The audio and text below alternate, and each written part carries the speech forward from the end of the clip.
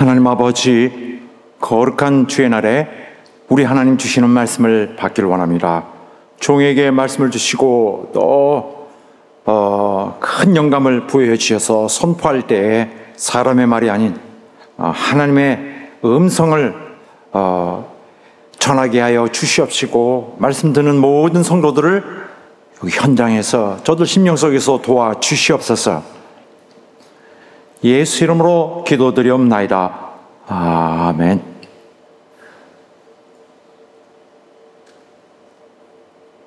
예수님은 하나님이 보내주시기로 약속하셨던 분입니다. 하나님이 또한 보내주신 좋은 소식의 주인공이십니다. 즉, 그는 하나님이 약속하셨던 그리스도셨던 것입니다. 그리하여 예수께서 이 땅에 오셨을 때는 그 복음이 약속하신 약속을 성취하려 오셨고, 또 그 약속들을 성취해 내신 분입니다.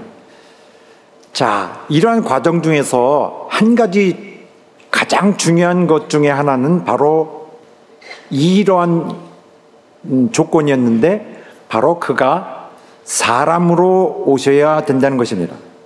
하나님이 신이시라는 것은 너무나 당연한 것이지만은 그가 사람으로 오셔야 한다는 것은 언뜻 바로 우리의 그러한 낮은 수준의 존재들이 쉽게 이해할 수 없는 대단히 신비로운 부분입니다.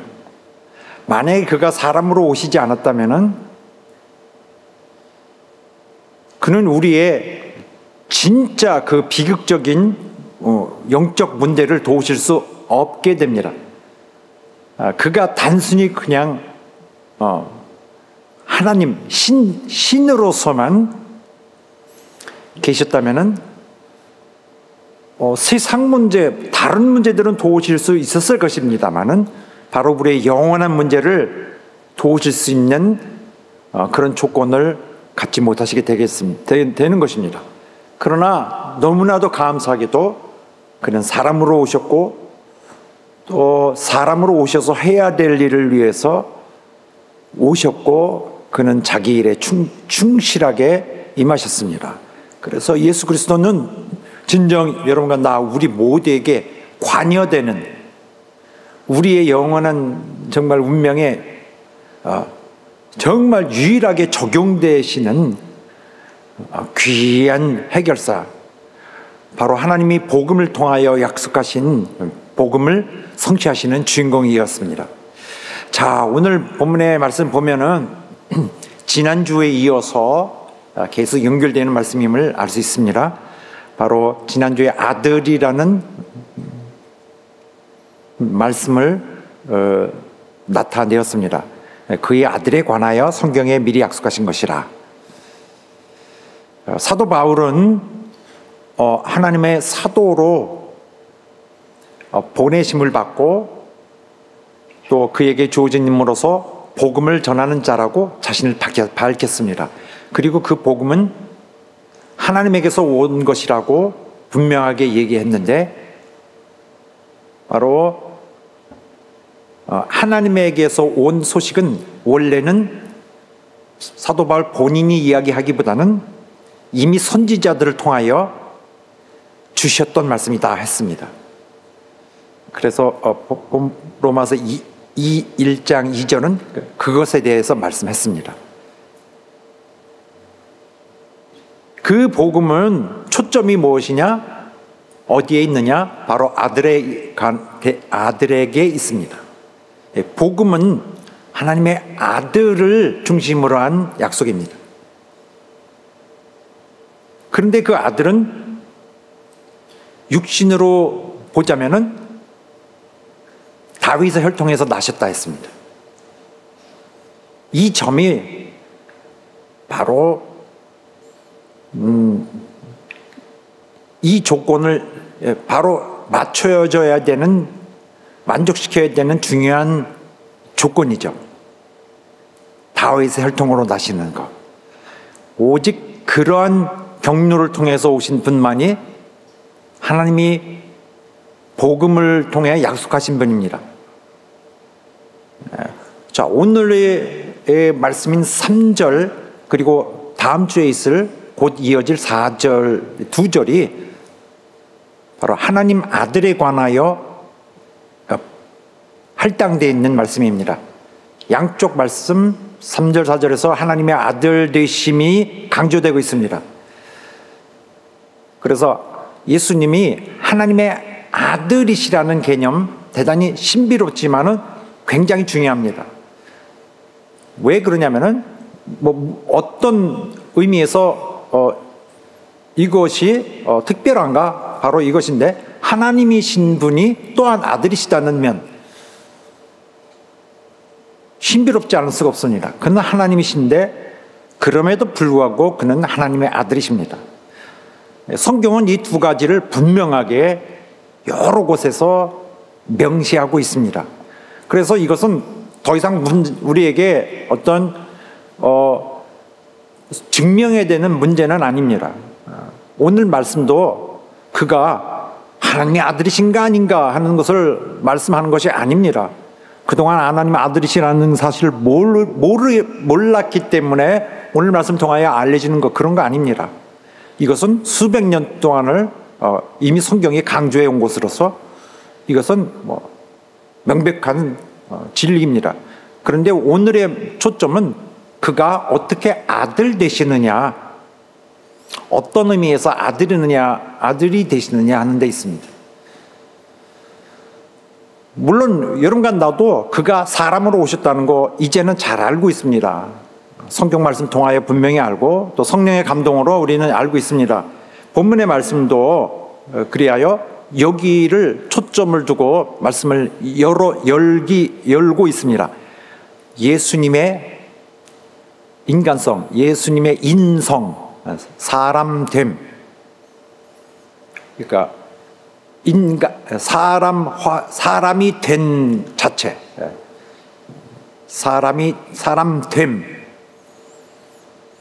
신이신데 사람이 됨에 대해서 말씀하는데 바로 뭐라고 말씀하냐면은 육신으로는 다윗의 혈통에서 나셨다, 이렇게 말했습니다. 자, 다윗의 혈통으로 나셨다는 것은 바로 그의 육신적 모친과 부친이 바로 다윗의 혈통에서 났다는 걸 말합니다. 마리아는 예수님의 모친, 육신의 모친입니다. 그리고 요셉은 예수님의 법적 아버지였죠. 육신적인 아버지는 전혀 아니었고 그는 성령으로 잉태하셨습니다. 법적 아버지. 그렇지만은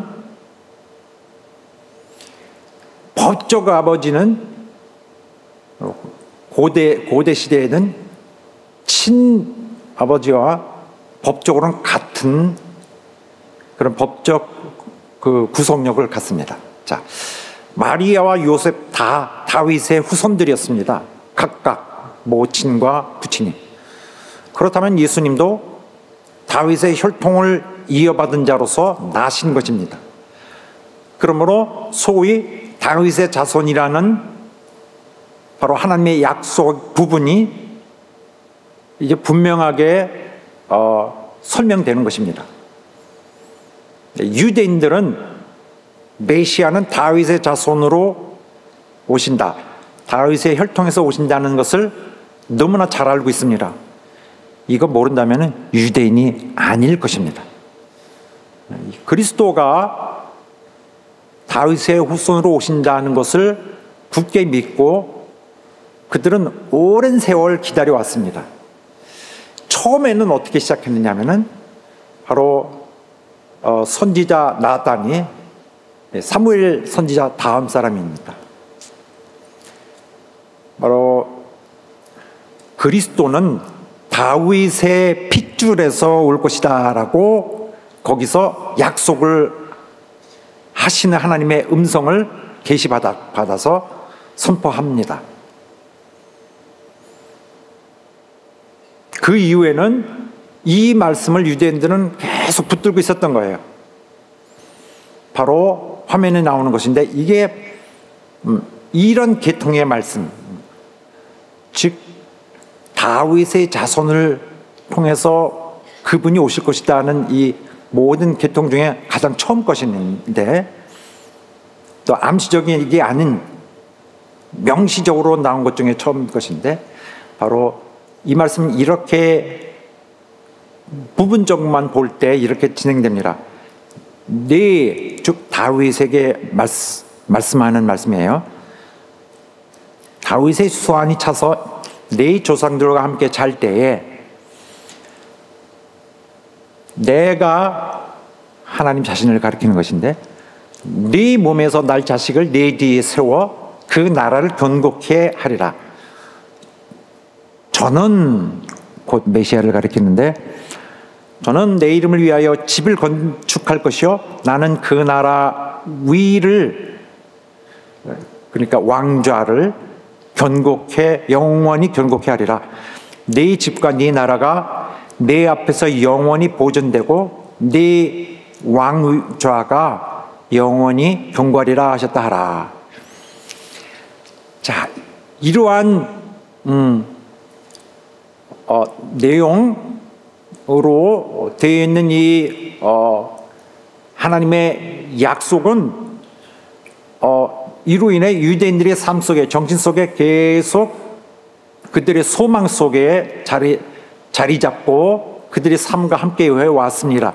그래서 수백 년 지난 후에 예수님이 이 땅에 오셨을 때 이미 유대인들은 노래로도 이미 익숙하게 정신 속에서 워낙 숙성되어 있었기 때문에 노래로도 그냥 튀어나오는 이런 지경이었죠. 예수님께서 예루살렘 성전에 입성했을 때 그들이 노래를 불렀습니다. 그 노래 보니까 이렇게 돼 있더군요. 찬송하리로다 오는 우리 조상 다윗의 나라여, 가장 높은 곳에서 호산나 하더라. 우리 조상 다윗의 나라요, 그 나라가 오는구나 하고 그들은 소망 속에서 어쩌면 지금 예루살렘에 입성하시는 이분이 그분일지도 모른다 하는 생각으로 혹은 그러한 분위기에 취해서 노래를 했던 것입니다. 또 사도행전을 보면은 베드로 사도가 오순절에 한 설교에서 바로 역시 그 유대인들의 머릿속에 있는 그 대목을 말하고 있습니다. 그는 곧 다윗을 말합니다. 다윗은 선지자라 하나님이 이미 맹세하사 다윗의 자손 중에서 한 사람을, 여기 사람이라고 되어 있는데 한 사람을 그 위에 앉게 하리라 하시면 안 되고, 원문에는, 어떤 사본에는 그리스도라고 되어 있습니다. 그리스도라고. 어쨌든 구약 때부터 쭉 계속 이어서 분명하게 오는 것, 즉 복음이 그렇게 시작됐던 것입니다.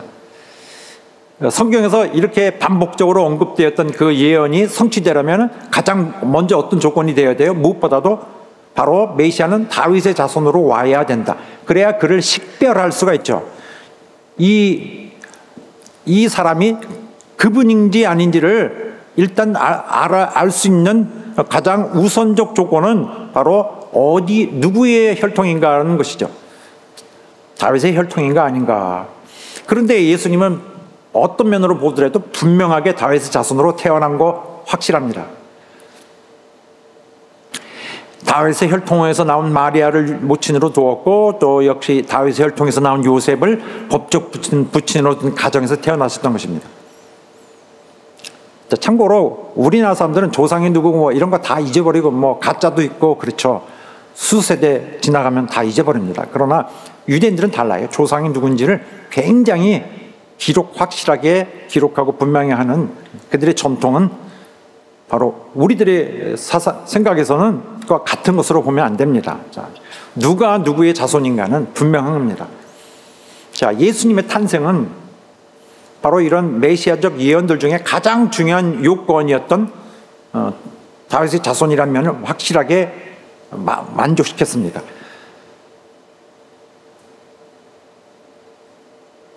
자, 바로 이런 예언은 다른 곳에서도 똑같이 메아리칩니다. 시편에서도 시편 기자가 주께서 이르시되, 하나님이 내게 이르시되, 내가 나의 택한 자와 언약을 맺으며 내 종 다윗에게 맹세하기를 내가 네 자손을 영원히 경고케 하며. 이 약속입니다. 그렇죠?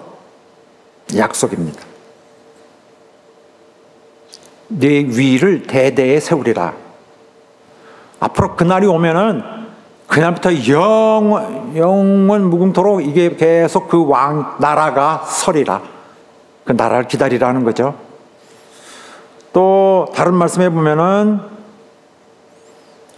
이건 이사야서 말씀인데, 이 말씀에 보면은 여기에도 그 약속된 게 있습니다. 그리고 조금 더 부연 설명이 되어 있어요. 그 그리스도는 그의 나라를 어떻게 통치할 것인가.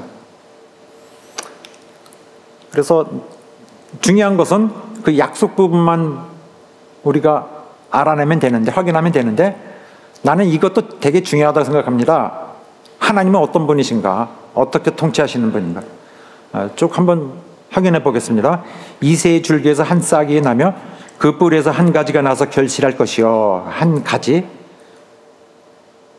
그 혈통에서 누가 나올 것인데, 여호와의 신 곧 지혜와 총명의 신이요 모력과 재능의 신이요 지식과 여호와를 경외하는 신이 그 위에 강림하시리니, 성령이 그 위에 강림하시리니 그가 여호와를 경외함으로 즐거움을 삼을 것이요 두려워하는 것을 두려워하기를 기뻐하는 분이요. 또 이유는 눈에 보이는 대로 심판치 아니하고 귀에 들리는 대로 심판치 않는다. 이 세상 사람들은 다 눈에 보이는 대로 혹은 귀에 들리는 대로 이렇게 하죠. 주님은 그렇게 하지 않습니다. 중심을 보시는 분이죠. 또 공의로 공의로, 의입니다. 의로 가난한 자들도 심판하고, 또 정직함으로, 이 정직은 공정함으로 이겁니다. 정직으로 세상의 겸손한 자를 판단하실 것이며 그 입에, 그러니까 진짜 진실을 판단한다는 것이죠. 그 입에 막대기로 세상을 치며 입술의 기운으로 악인을 죽일 것이며. 그의 말씀은 절대적으로 해결을 끝까지 봅니다. 또 공의로 허리띠를 삼으며 성실로 몸의 띠를 삼으리라. 다 의와 성실, 의와 충실로 띠를 삼는다. 자, 그렇고요. 이 예언의 말씀 중에서 그 나라가 임하는 날은 바로 이스라엘에게, 유다에게 구원이 오는 날, 또 이스라엘에게 평안이 오는 날로 이렇게 정의되어 있습니다. 그래서 유대인들은 그가 오시기를 목놓아 기다리고 있었던 것입니다. 성경이 수백 년 동안에 계속 말한 대로 이 예언이 살아있다가 마침내 그가 이 땅에 태어나심으로 이 땅에 오셨죠. 다윗의 가문에 오심으로써 그분은 성경이 약속한 대로 다윗의 가문의 무궁한 왕위를 가지신 분이다. 통치할 권리를 유산 받으셨습니다. 이 나라는 여느 나라처럼 흥했다가 또 패하지 않고 한번 임한 후에는 끝까지 영구하게 성공하는 나라입니다. 번영하고 끝까지 성공하고 절대 끝이 없는 나라, 무궁한 나라. 그래서 본문의 말씀, 여기에 화면에 있는 말씀에도 그 정사와 평강의 더함이 무궁하며, 무궁이라는 그거죠. 끝이 없는 거. 그리고 또 다윗의 위에 앉아서 그 나라를 굳게 세우고 자금 이후 영원토록 공평과 정의로 그것을 보존하실 것이라. 이 나라는 계속되는 것입니다.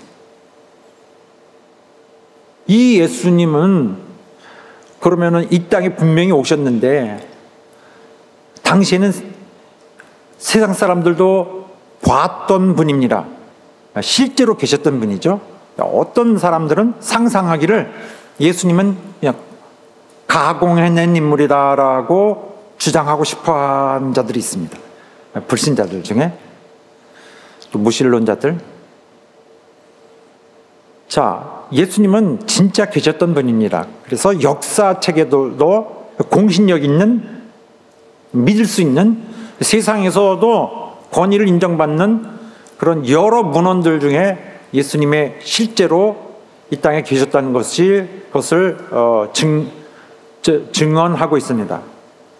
그래서 이를테면 그 타키투스라는 그 역사 저술가, 또 원로원 의원이기도 한데, 이런 사람들은 예수님의 일으킨 그 도를 창립하고 그를 따르는 자들이 있었던 그런 모습들을 이미 그 보고하는, 황제에게 보고하는 그런 글을 썼습니다. 첫 그리스도인들, 또 이런 내용을 상세하게 설명합니다. 빌라도에 의해 죽었다, 이런 내용까지. 또 그 외에도 다른 작가들, 법률가, 당시에 어떤 인정할 수 있는 어떤 공적인 위치를 가지고 있는 사람들의 그런 역사적인 어떤 설명한 것에서 이미 다수 다루어지고 있었습니다. 거기 예수님에 대해서 설명이 되어 있고, 심지어 유대인 그 탈무드에도 유대인 그 삶의 경전, 삶의 교육의 지침서, 방대한 그들의 종교 문화 생활의 지침서에도 예수님이 언급되어 있습니다. 그러니까 실제 인물이었던 거죠. 또 가장 신빙성 있고 가장 중요한 역사가로서 당시의 상황을 설명했던 자는 바로 요세푸스인데, 당시 1세기 유대 지방의 역사에 대해서 가장 중요한 기록을 했습니다. 가장 중요한 사람인데, 그는 예수님의 그 삶에 대해서 자세하게, 거의 우리가 알고 있는 우리가 스토리를 간단하게 한다면 거의 동일할 만큼 자세하게 썼습니다. 그 예수님이라는 사람이 있는데, 사람이라고 하는 것이 합법적이라면은 말이다 하면서 예수님에 대해서 하신 일에 대해서 얘기합니다.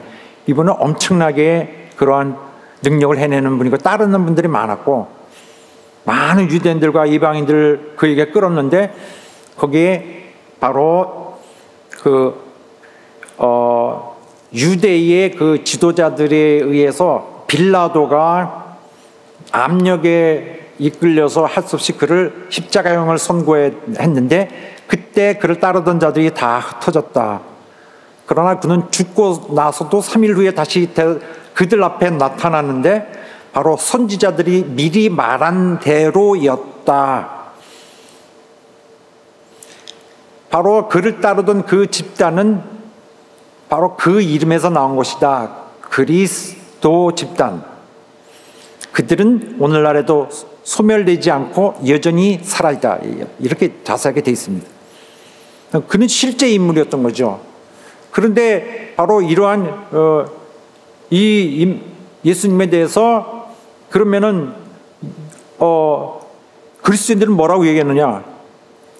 그는 위대한 신이시다. 사람들은 그 육신적인 걸 보니까. 그런데 그 사도들도 그는 완전 신이시다 이렇게 얘기하지 않고, 놀랄만한 중요한 증거는 사도 요한에 있는데, 사도 요한은 보통 사람들이 보는 이 이상을 보았습니다. 그는 예수님과 함께 살았던 사람이라 예수님을 너무 잘 알고 가까이서 경험한 사람인데, 뿐만 아니라 영적 감각이 뛰어난 자였습니다. 그는 성령의 감동 아래서 말하기를, 이분은 육체로 오셨다.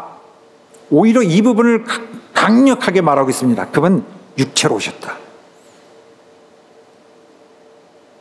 그래서 그 이단을 딱 막는 거예요. 여기서 예수님은 신이신데 이렇게 환영처럼 사람의 모양을 가지고 있는데 사실은 이렇게 나타나지만 사실은 이 신이었다. 계속 인간으로 돌아다니는데 사실은 신이었다. 그건 거짓말이다 하는 거예요. 완전히 그는 100% 사람이셨다. 물론 100% 신성을 가지고 계셨죠. 그래서 하나님의 영은 이것으로 알지니 곧 예수 그리스도께서 육체로 오신 것을 시인하는 영마다 하나님께 속한 것이요, 예수를 육체로 오신 것을 분으로 시인하지 않는 자마다 하나님과 무관한 자다. 그는 사람으로 오셨다. 그래서 나는 그가 사람이 있는 것을 발견했다, 이런 걸 말하는 것이 아니라 그는 그리스도라는 걸 말하기 위한 것입니다.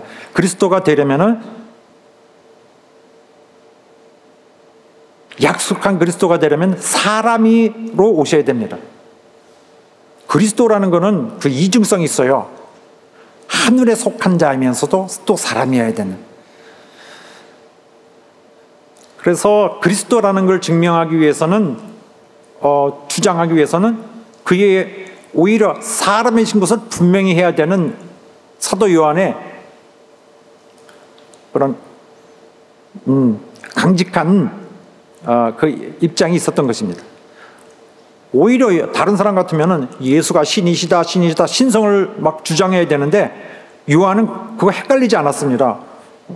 그가 예수께서 사람으로 나신 것에 대해서 그에게는 부끄러워할 것이 없는 것이었습니다.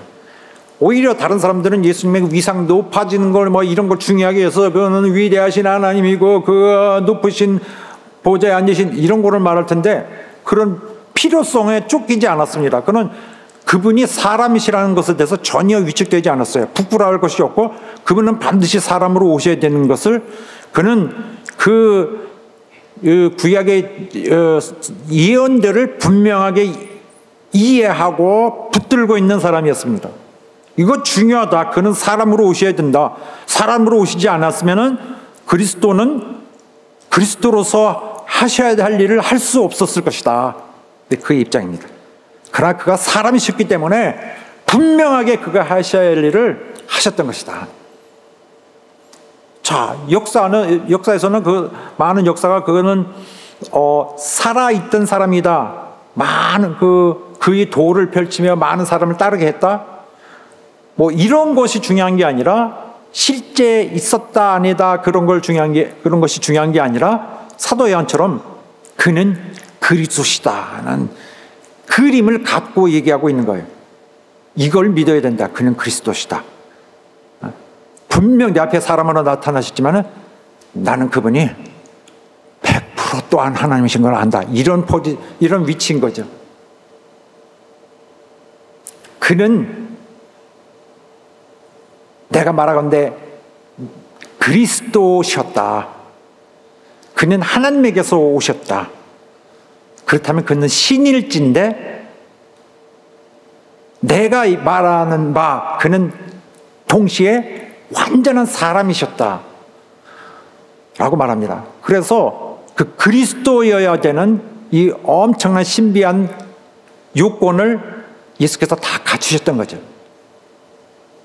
이것은 다른 성경의 다른 예언들, 다니엘서 같은 데서 보면 인자에 대한 말씀이 있는데, 인자, 사람이에요. 사람의 아들 같으신 분이 하늘에서 내려오더라, 이렇게 돼 있습니다. 엄청난 그 권세를 받으신 분이 하늘에서 내려오더라. 신이면서 사람인 거죠. 자, 이렇게 하여 성육신은 우리에게 매우 중요한 부분입니다.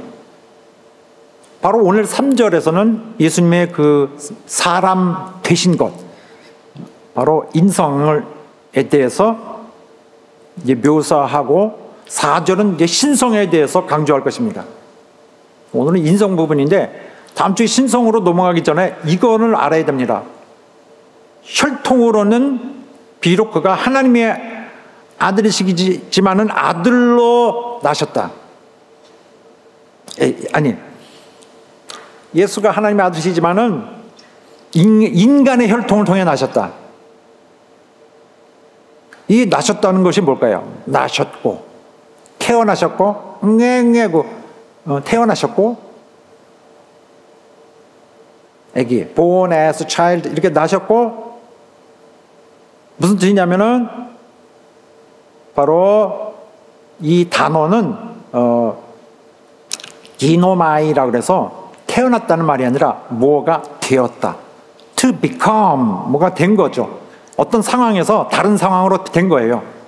어떤 새로운 상태로 들어가는 상황을 묘사하는 말입니다. 나셨고, 원래는 이거 아니었는데, 원래 이거였는데 이거에서 이거로 바뀐 겁니다. 되돌아갈 수 없는 영구적 변화를 가진 걸 말합니다. 여기서 이렇게 된 거죠. 태어난 거 그런 말이 아니고, 그는 하나님이신데 다윗의 혈통을 취함으로써 이렇게 해서 다윗의 혈통을 통해서 완전히 다른 형태의 존재가 되신 것입니다. 새로운 상태를 자신에게 일으킨 거죠. 사람이 되신 것입니다. 자, 예수께서 하나님의 아들로 인정되셨다. 자, 4절에는 인정되셨다는 말이 나옵니다. 이게 한 문장이기 때문에 이걸 알아야 돼요. 언제 인정되셨나? 예수님이 하나님의 아들이신 것이 바로 어느 시점인가? 바로 사람이 되셨을 때 아들로 인정된 것입니다. 사람이 되셨을 때. 이 사람이란 말은 잠시 머물고 가야 되는데, 성경에서는 인간이란 말을 안 씁니다. 있긴 있어요. 신약에 4번 정도. 거의 안 쓴다고 봐야 되죠. 우리가 성경에서 예수님은 사람이시다 쓴 거는 성경 용어이기 때문에 사람이라고 하는 건데, 어느 누가 예수님이 인간이 되셔서 그러면은 틀렸다 인간이라 이렇게 할 필요는 없습니다. 그럴 필요는 없어요. 저 인간이라고 해도 저 멱살 잡고 싸워야 되겠다 이렇게 할 필요는 없는 거예요. 그가 그렇게 말해 인간이라 그랬으면 인간이에요. 신의 반대말은 인간이에요. 신의 반대말은 사람. 좀 완전치 않습니다. 인간이라고 해서 갑자기 두드러기가 나고 이럴 필요는 없는 거예요. 우리나라 말에는 사람 그러면은 신의 반대말 쪽이보다는 그냥 어떤 사람 이런 식으로 볼 수가 있습니다. 지나가는 게 얘기했는데, 인간이란 말을 원래 인간이라고 해서 번역을 해도 되는데 안 했어요. 그런 의미에서 주로 사람이라는 말을 주로가 아니라 거의 대부분이 그렇게 되어 있는 것을 이해해야 됩니다. 꼭 절대 인간이라고 하면 안 된다, 사람이라고 해야 된다 그러면은 먼저 깨름직하게 예수께서 완전히 사람이 아닌 듯한 느낌을 주잖아요. 꼭 사람이라고 해야 된다. 사람의 탈을 쓴 신, 약간 이런 식으로 느껴질 수 있어요. 예수님은 우리 여러분과 나처럼 완전히 사람이셨습니다. 100% 하나님이시면서도 불구하고. 그래서 인간이라는 말을 쓰는 것에 대해서 너무 두려워할 것은 아니라 하는 말씀을 드리는 것입니다. 자, 아들에 관한 하나님의 계획은 영원합니다. 아들을 보내시겠다는 것은 영원한데, 다만 아들이란 칭호는 성육신 안에서만 사용합니다. 성육신 안에서 본격적으로 사용합니다. 이 성육신, 바로 아들이라는 칭호는 예수께만 적용되도록 수백 년 동안 갖고 있었던 거예요. 그가 비로소 사람이 되신 후에야 아들이라는 것은 진짜 본격적 충만한 의미로 그에게 적용되기 시작했습니다. 의미가 실제적인 현실적 의미가 성립된 것이죠.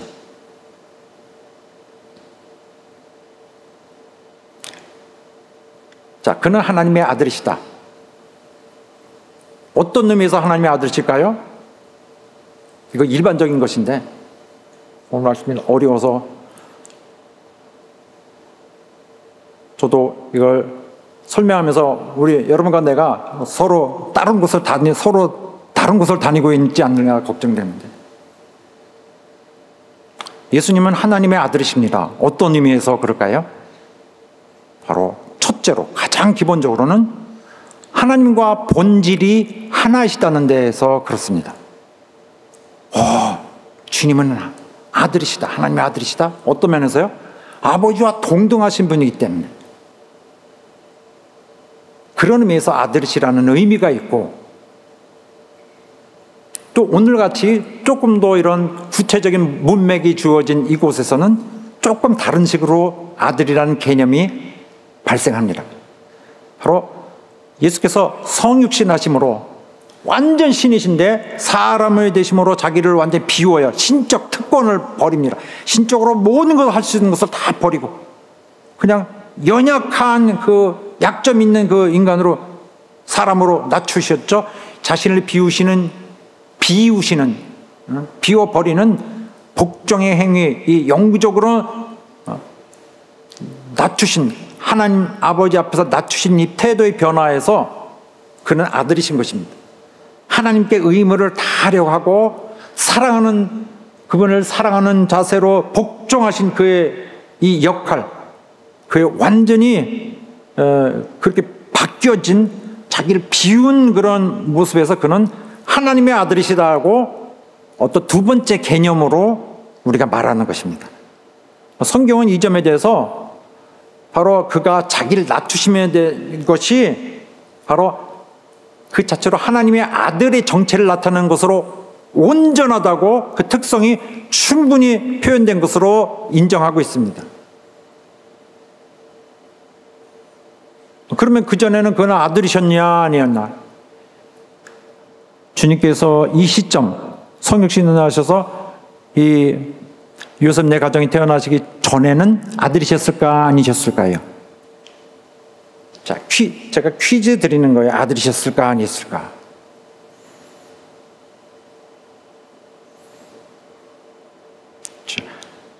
나도 누가 물어보면 말을 못했을 것 같아요. 여러분처럼 뭐라고 해야지 이렇게 하고 그냥 웃어 서로 여러분과 나 봐주면서.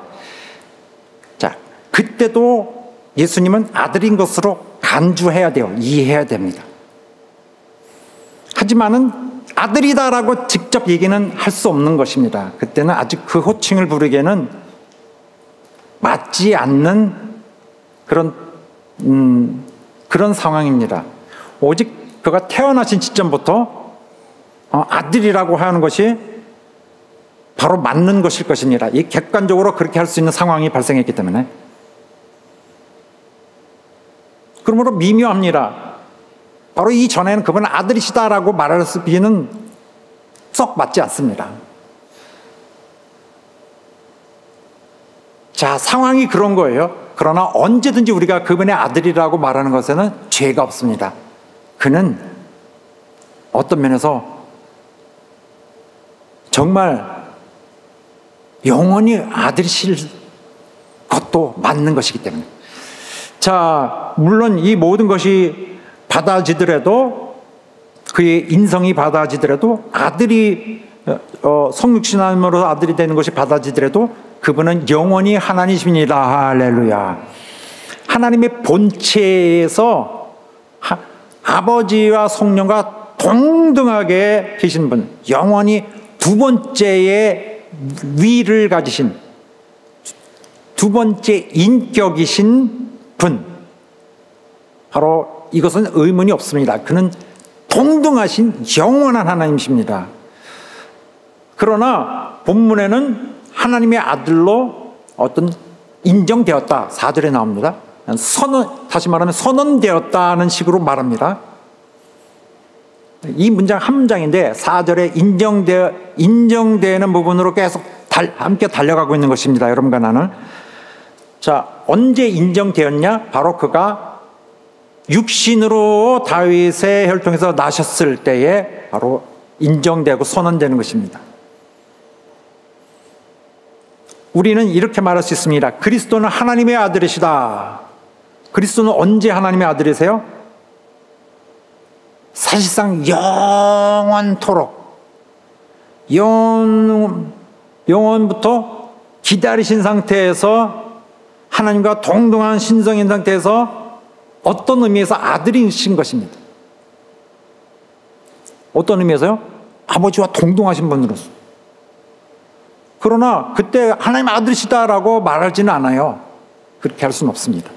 마침내 성육신으로 이 땅에서 태어나심으로 성육신이 성취되었을 때에 이런 의미에서 그는 하나님의 아들이시다라고 본문은 말하고 있습니다. 그리고 이 이후로는 영원히 그분은 하나님의 아들로 당당하게 말할 수 있는 것입니다. 그래서 사절이 나오는 바, 여러분과 나 오늘 사절 계속 달려가는 바, 그가 인정했다는 부분을 얘기하고 있는 것인데, 인정되셨다는 것은 무슨 뜻이냐면은 오케이 라고 확인해 주는 것이 아니라 바로 이 단어는 분명하게 카테고리가 구분되다, 경계선으로 구분되다라는 뜻입니다. 어떤 무엇이 바로 어떤 기준에서 분명하게 구분이 되다. 지평선이 하늘과 땅을 가르고 수평선이 하늘과 바다를 가르듯이 분명하게 갈라진다. 자, 그래서 인정되다는 것은 바로 예수 그리스도의 신적 아들의 위치, 아들의 직위는 그의 sonship, 아들의 직위는 그가 성육신 하셨을 때 비로소 명확하게 드러났다, 이런 말입니다.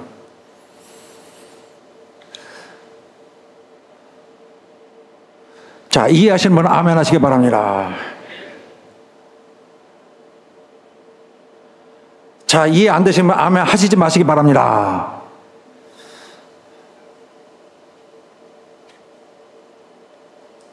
정말 이해하셨기를 간절히 바라고 있습니다. 자, 바로 이 예언, 시편에 있는 예언에 보면 너는 내 아들이라, 오늘날 내가 너를 낳았다. 이거 미래형입니다. 여기는 약간 미래형이라기보다는 완료형으로 되어 있는데, 자, 그 다음에 사무엘서 보면은 나는 그 아비 가지고 그는 내 아들이 되리니, 이 예언들이 바로 사도들에 의해서 신약 시대에는 이렇게, 자, 히브리서 기자에 의해서 그대로 재생되고 있죠. 그대로. 너는 내가 내 아들이라 오늘날 내가 너를 낳았다 하셨으며, 또는 나는 그에게 아버지가 되고 그는 내가 아들이 되었다 하셨느냐. 봐라, 그래서 그가 그리스도시라는 것을 증명하기 위한 이 예언은 구약이고 신약이고 간에 계속 우리 삶 속에 흘러갑니다. 여기 히브리서에는 미래형으로 되어 있어요. 어떻게 나는 그에게 아버지가 되고, 그러니까 will, 그러니까 미래형이고, 내 아들이 되리라 하셨느냐, 되리라, will. 그리고 그래서 미래형입니다. 그러니까 이 전에는 아직은 아들이라 할 수 없는, 아들의 호칭을 갖지 않았지만 바로 미래의 어느 때인가, 바로 예수께서 태어나셨을 때, 미래 어느 때인가는 그가 이전에는 갖고 있지 않던 그 아들이라는 호칭을 갖게 될 것이고, 아들의 역할을 그가 취하게 될 것이다. 하지만 당신은 아직은 아들이 아니었다 하는 말씀을 하는 것입니다. 혹은 아들이라고 할 수 있는 그런 완전한 그런 상태는 이르지 않았다 하는 것입니다. 자, 사랑하는 여러분, 이 부분에서 어떤 사람들은 하나님의 아들이, 사람이 하나님의 아들로 추대됐다, 오히려 이렇게 그걸 성경이 높인 것이라고 얘기하는 사람이 또 있습니다. 그것도 다른 이단인데, 그래야 그리스도인들이 마치 예수를 높이고 싶은 것처럼, 이건 그리스도인들의 관심이 아닙니다. 높인 것이 아니라 오히려 그냥 하향돼서 내려오셨어요. 신에서 사람으로 오히려 신분이 어떤 본인의 그런 어떤 정체가 신에서 인간으로 오히려 내려온 셈입니다. 그건 그리스도인에게 추대되는 걸, 중요하지 않습니다. 주님은 우리를 위해 죽으시려고 오셨어요. 우리에게 생명 주시고 자신의 생명을 내어주어서 우리로 하여금 갖게 하도록, 그래야 자신을 희생제물로 삼으시고 오셨던 것입니다. 이 부분을 명확하게 얘기해야 돼요. 가장 중요한 건 이겁니다. 사랑하는 여러분, 예수 오실 때 왜 오셨어요? 자동으로 나와야 됩니다. 이제 예수께서 왜 오셨습니까? 자기 생명을 우리를 위해 내어주시려고 오셨던 것입니다. 할렐루야. 다시 한번. 예수 왜 오셨어요? 왜 오셨을까요? 자, 우리를 위해 죽으시려고 오셨던 것입니다. 이건 명확하게 해야 돼요. 누가 물어보든지 간에 예수 날 위해 죽으려 오셨다. 날 위해, 혹은 그리고 우리를 위해, 이렇게. 어떤 사람들은 이렇게 약간 미묘하게 약간 다른 식으로 표현하는데, 예수께서 오신 것은 자신을 아버지에게 낮추시려기 위한 것이다.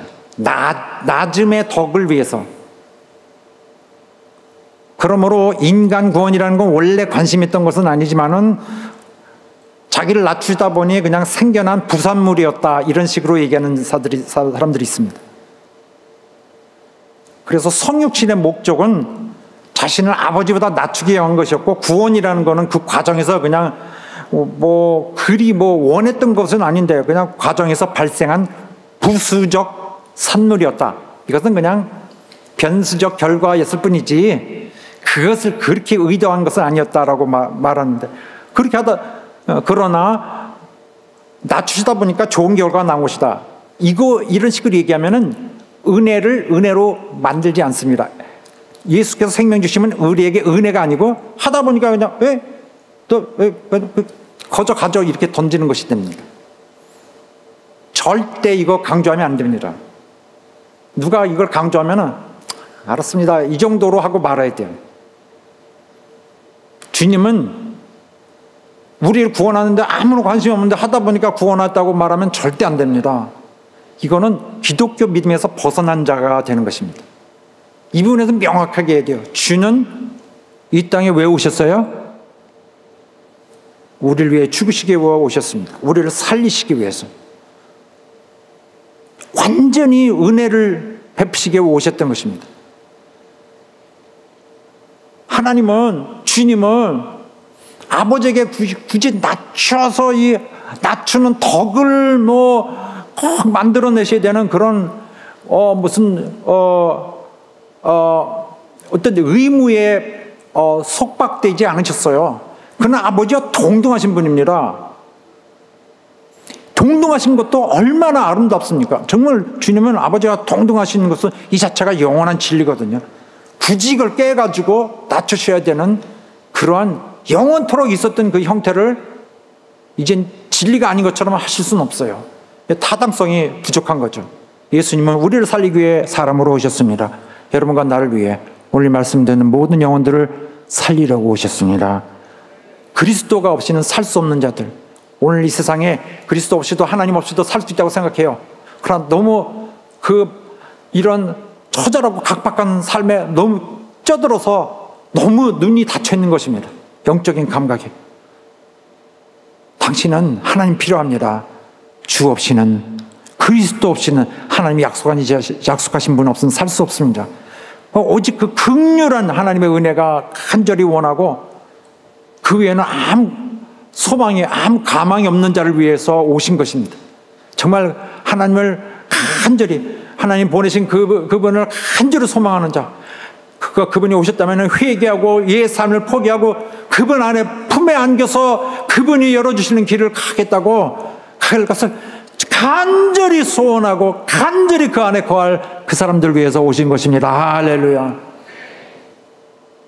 세상 버리고 회개하겠습니다 라고 할 영혼들, 당신만이 나의 꼬입니다, 당신만이 나의 길입니다 할 자들을 위해서 오신 거예요.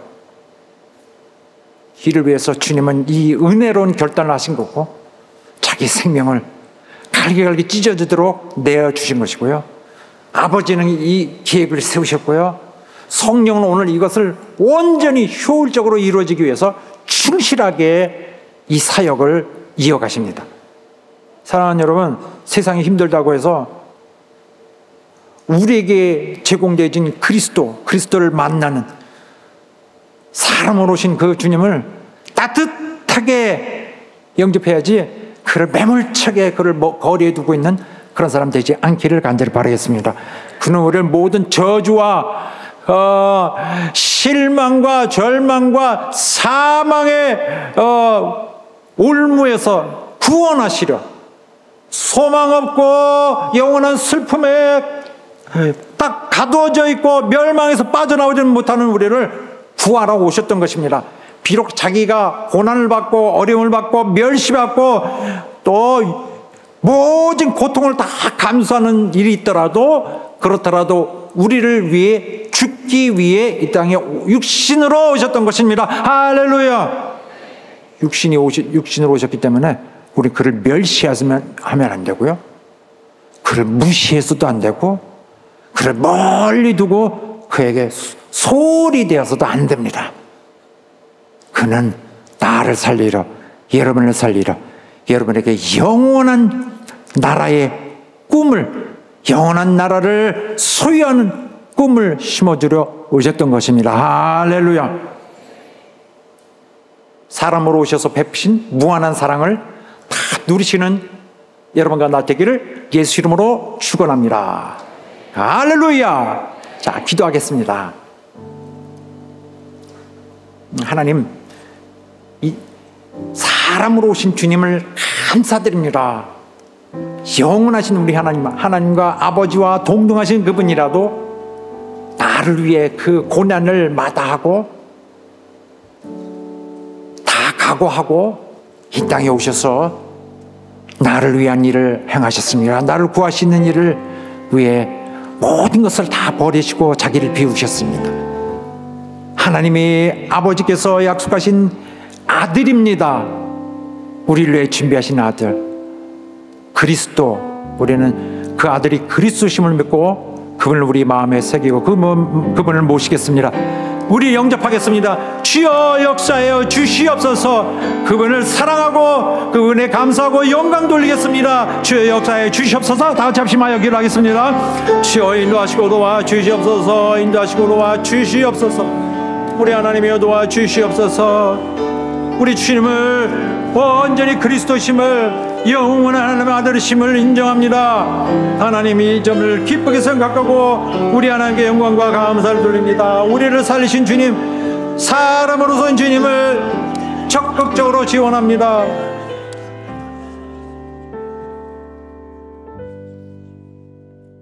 하나님 아버지, 오늘 말씀 들은 우리 성도들 다 도와주시고 저들 감동하셔서 오늘 이 시간 이후로 주님을 향한 저들의 마음이 올곧게 하여 주시고 정말 굳은 믿음으로 재무장하게 도와주시옵소서. 이 땅에 오신 주님은 나를 아실까, 행여나 나랑 관련될까 하는 그런 멀리 두어야 될 뿐, 우리가 소홀히 여겨야 될 뿐이 아니라 정말 우리를 살리시고 우리를 구원하시려고 오신 우리 그리스도, 우리의 구원자, 우리의 영원한 주님이신 것을 확실히 깨닫게 하여 주시옵시고, 우리가 무관한 자가 아니라 오늘의 삶에서 우리의 힘있고 영원한 나라의 소망으로 강직하게 일어날, 바로 우리를 이끄시고 전하를 이끄시는, 전하로 인도하시는 참 살아계신 하나님을 깨닫게 하여 주시옵소서. 하나님이 주신, 약속하신 영원한 약속, 우리에게 영원토록 연관되어 있고 영원토록 운명을 함께할 우리 주님을 기뻐하게 하여 주시옵소서. 예수 이름으로 기도합나이다. 아멘. 자, 주님이 이렇게 이 땅에 오셨을 때에 정말 우리에게 영원한 대제사장이 되시기 위해서 그런 엄청난 말도 안 되는 불가능을 뚫고 오셨습니다. 주님은 우리의 현실입니다. 자, 자리에 일어나서 함께 노래하겠습니다.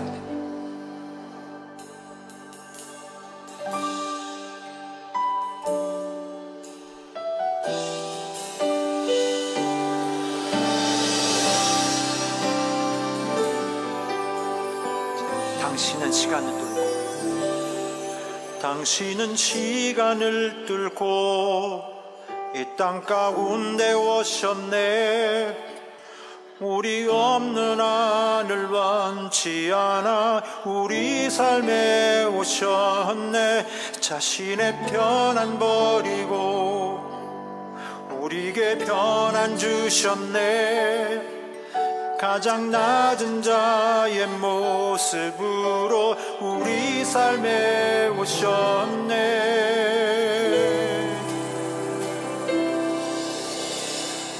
하나님 우리와 영원히 함께 하시네.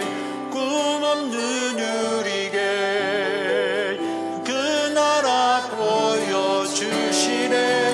연약한 자들의 증거가 되어 주시고 힘없는 우리의 인생을 위로하시네.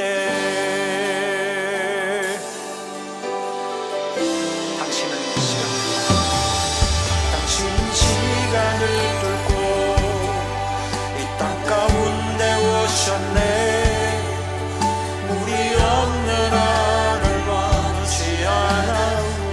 삶에 오셨네. 자신의 편안 버리고 우리에게 편안 주셨네.